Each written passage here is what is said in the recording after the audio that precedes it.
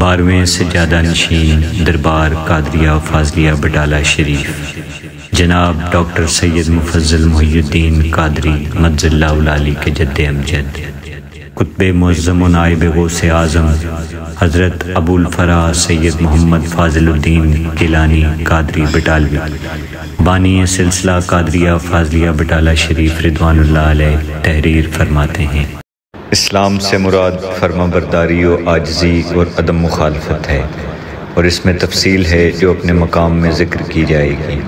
میں یعنی حضرت ابو الفرا انشاءاللہ اس کو ایک کتاب میں جس کو بعد میں تالیف کرنے کا ارادہ کر رہا ہوں، جس کا نام الہام صراط الواز ہے، مفصل بیان کروں گا۔ اے اللہ اس کی تالیف کو آسان کر دے۔